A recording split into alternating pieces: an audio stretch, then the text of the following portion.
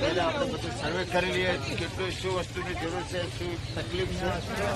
આશરે તમારા કેટલા મકાન છે?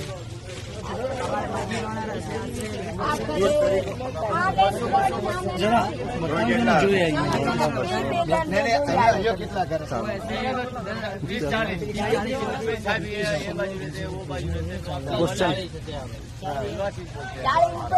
चालीस जो मकान सरकार की तरफ थी के संस्था तरफ थी जमवानु શું થાય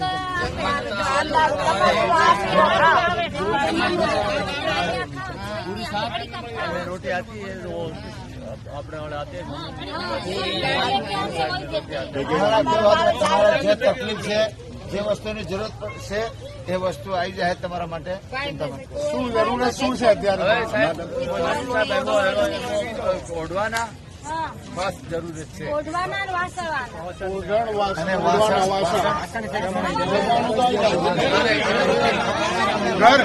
ઘર વખરી અને ઓઢવાનું સામાન.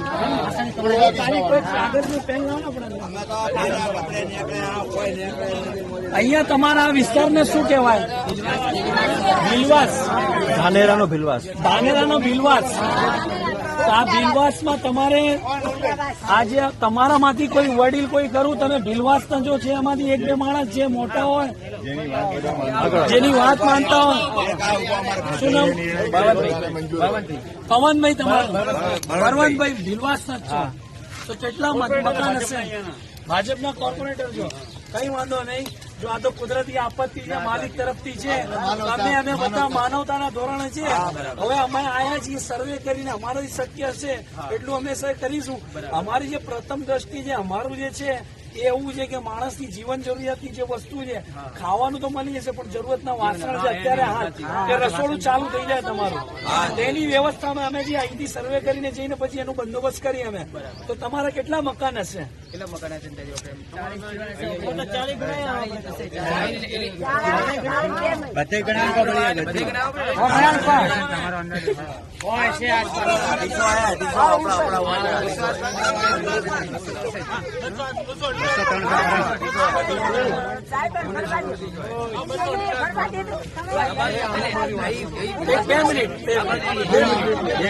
જોઈશું આમાં જે ખરેખર જેમને જરૂરત હોય એ કેટલા બે હિસાબે અલગ અલગ એરિયા પેલી બાજુ બધી જગ્યાએ. મારી જે ઈચ્છા છે અમે જે વિચાર કર્યો છે એમના વડીલો જોડે ફોન ઉપર તે દિવસથી ચર્ચામાં હતા તો એમણે કીધું ખાવા માટે તો કોઈને કોઈક મોકલી આપે છે પણ તમે થોડા ઘણા વાસણો એવા કરી આપો 15-20 કે અમારા ઘરમાં રસોડું થાય. તો એવા તમારા કેટલા ઘરમાં વાસણની જરૂર ખરી? બધા